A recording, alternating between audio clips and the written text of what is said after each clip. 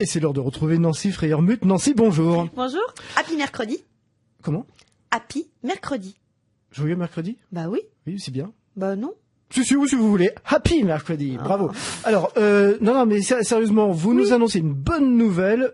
Pôle emploi prépare une révolution. Oui, bah on l'a annoncé déjà l'année dernière, on en a déjà parlé. Donc Pôle emploi a décidé de glisser vers le 100% numérique. Le 100% numérique, Oui. c'est-à-dire? C'est-à-dire que l'idée est déjà développée sur certaines régions et d'éviter les déplacements aux demandeurs d'emploi et donc de faire les entretiens avec les conseillers Pôle emploi par webcam. Non. Si. Je vous assure, c'est vrai. Ils veulent faire ça. Mais c'est de la fainéantise. Ben non, eux ils disent que non, c'est une limitation de frais, ça gagnera du temps, les gens vont pas se déplacer pour rien, etc. Donc le fond est bon. Ouais, c'est vite de se faire frapper. Ouais. Peut-être aussi. Mais c'est vrai qu'il y en a qui sont un peu agressifs avec les conseillers de Pôle emploi, donc effectivement il y a peut-être ça aussi. Mais en fait, je trouve que ça va pas être simple à mettre en place. Et puis au regard des informations dont on dispose aujourd'hui, je trouve qu'il y a un côté discriminatoire. Pourquoi? Bah parce que d'abord, je vous signale que tous les ordinateurs n'ont pas forcément de webcam. Tout le monde n'a pas Skype non plus. Oui, c'est ça. Et tout le monde n'a pas de connexion Internet. Aujourd'hui, il faut savoir qu'il y a des gens qui ont des connexions Internet sur leur smartphone, mais pas sur leur ordinateur. D'accord. Donc, il y a un côté un peu gonflé. Mais il faudrait qu'on ne se déplace plus du tout en agence. Exactement. C'est ça, pour faire les entretiens. Vous y croyez, vous? Non. Mais, bon. Ensuite, quelles vont être les réactions? Moi, c'est surtout ça qui m'inquiète. Oui. Les réactions et les a priori des conseillers Pôle emploi face à la personne qui est derrière l'écran.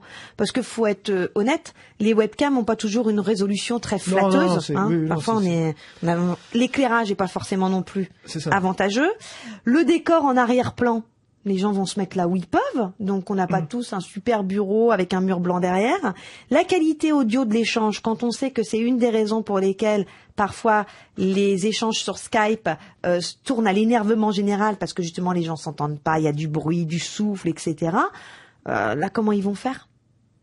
Donc, ça va être compliqué cette histoire. J'espère que ces points vont être vérifiés avant d'imposer ce type de suivi aux demandeurs d'emploi.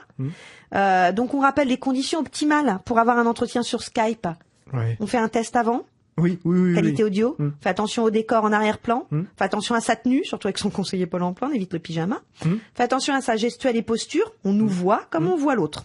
D'accord. On prend des notes, voire on enregistre la conversation. C'est possible? Eh ben oui, avec son téléphone ou avec Windows Media Player ou Safari, il y a un truc là, je sais plus le nom, dans mon Mac, moi non plus. Mais bref, on enregistre. On peut le faire. On peut enregistrer, pourquoi pas, c'est un suivi de qualité. C'est plutôt pour pas mal, notre conseiller, ça. voir un petit peu comment il nous parle, puis aussi pour pouvoir réécouter s'il nous a donné trop d'infos. Parfait, ça devrait se mettre en place.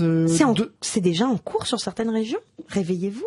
D'accord, mais chez nous ici, non, Loire-Atlantique, pas. Non, pas encore. À ma connaissance, non, pas encore. Ok, parfait. Vous nous tenez au courant si ça arrive ici. Bien sûr, et puis on fera des petits tests. On va aller se mettre chez Pôle emploi. Oui, bien sûr. Oui. À demain.